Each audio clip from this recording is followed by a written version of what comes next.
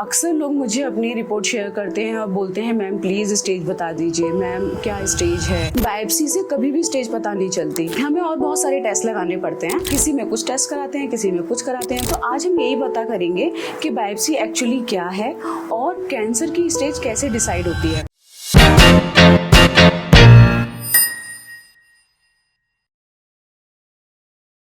क्या हम सिर्फ बायोप्सी से या एफएनएसी से स्टेज पता कर सकते हैं? अक्सर लोग मुझे अपनी रिपोर्ट शेयर करते हैं और बोलते हैं मैम प्लीज स्टेज बता दीजिए, मैम क्या स्टेज है। बहुत सारी चीजें ऐसी होती हैं कि जो सिर्फ बायोप्सी से नहीं डिसाइड होती। तो आज हम यही पता करेंगे कि बायोप्सी एक्चुअली क्या है और कैंसर की स्टेज कैसे डिसाइड होती है। सो बेसिकली बायोप्सी एक कैंसर सेल का एग्जामिनेशन है। वो क्या बताएगा? वो ये बताएगा कि कैंसर किस टाइप का है, स्क्वेमस है, एडिनो है, लिम्फोमा है या कुछ और है। दूसरा वो ग्रेड बताएगा। ग्रेड मींस कि वो जो कैंसर सेल है नॉर्मल सेल से कितना रिजेंबल कर रही है। ग्रेड 2, 3, 4, जितना ज्यादा ग्रेड उतना ज्यादा एग्रेसिव ट्यूमर। तीसरा ये बताता है कि मॉलिक्यूलर मार्कर्स क्या होते हैं, जैसे कि ER, PR, HER2/neu, बहुत सारे अदर लंग कैंसर्स में मार्कर्स लगते हैं, KRAS, EGFR वगैरह। तो बायोप्सी में सिर्फ हमें ये इन्फॉर्मेशन मिलती है। ठीक है, अगर मैं इसको बहुत सिंपल तरीके से बताऊं तो आप ऐसे समझो कि हमारे पास एक जग में पानी है और हमने स्पून से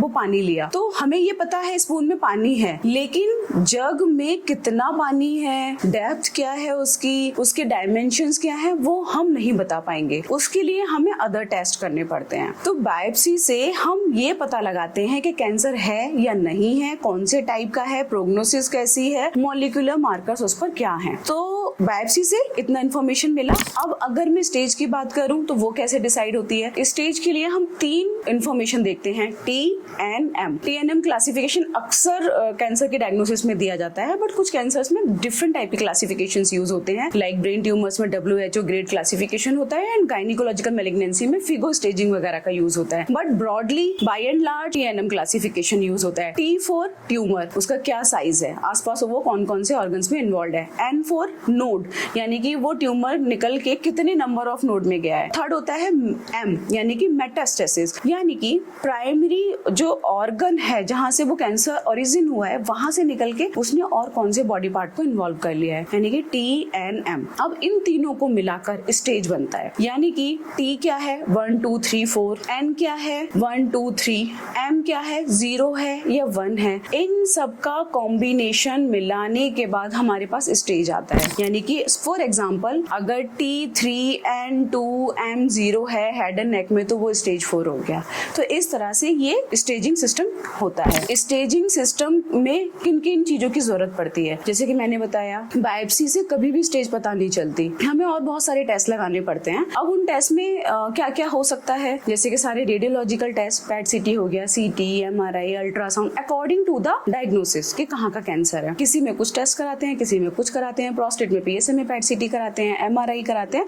तो डिपेंड्स कि कहाँ का कैंसर है और हमें क्या क्या चेकअप कराने हैं। कैंसर की डायग्नोसिस में 3 मॉडलिटीज मेनली यूज होती हैं। क्लिनिकल एग्जामिनेशन, यानी कि ऑन्कोलॉजिस्ट एग्जामिन करते हैं कैंसर को फिजिकली। दूसरा होता है रेडियोलॉजिकल इमेजेस, जितनी भी इमेजेस हैं radiologically, CT, MRI, ultrasound, PET CT, तो रेडियोलॉजिकल हो गया। थर्ड होता है साइटोलॉजिकल, यानी कि जिसमें FNAC या बायोप्सी आता है। तो इन तीनों के कॉम्बिनेशन से हमारे पास स्टेज निकल कर आती है। तो ये 2 तरह की हो सकती है। क्लिनिकल स्टेज, यानी कि हमने एग्जामिनेशन करके इमेजेस देख के स्टेज बनाई है। दूसरा होता है पैथोलॉजिकल स्टेज, यानी कि पेशेंट की कैंसर की सर्जरी हो गई है और उसके कॉम्बिनेशन से स्टेज हमारे पास आई है, उसे बोलते हैं पैथोलॉजिकल स्टेज। पैथोलॉजिकल स्टेज ज्यादा अच्छी और जरूरी होती है as compared to clinical, but उन कैंसर्स के लिए जिनमें सर्जरी का बहुत बड़ा रोल होता है। For example breast cancer, abdominal malignancy, pelvic malignancies, right, head and neck cancer malignancies, brain tumours का कैटेगरी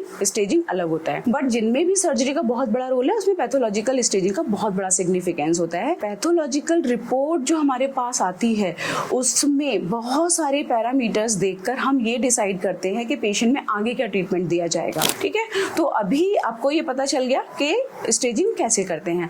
अब आता है कि हम क्यों करते हैं, क्यों जरूरी है, इतना कॉम्प्लिकेट करने की क्या जरूरत है। तो वो इसलिए कि एक्यूरेट ट्रीटमेंट डिसीजन लिया जा सके। स्टेजिंग के बहुत फायदे होते हैं। स्टेजिंग से हमारा ट्रीटमेंट प्रोटोकॉल बनता है, अर्ली स्टेज है, सर्जरी की जरूरत है नहीं है, एडवांस है या फिर मेटास्टैटिक हो चुका है, तो इसके बेसिस पे ट्रीटमेंट डिसीजन लिए जाते हैं। क्योंकि हम सभी जानते हैं कैंसर के ट्रीटमेंट में 3 मोडिलिटीज मेनली होती है, chemotherapy, radiation and the surgery.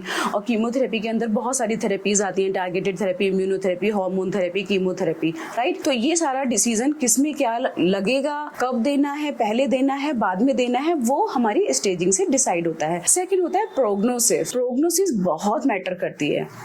कई बार ऐसा होता है कि पेशेंट का कैंसर इतना एडवांस स्टेज में होता है कि हमें भी समझ आ रहा होता है कि अब इस स्टेज में ट्रीटमेंट करने का कोई लॉजिक नहीं है।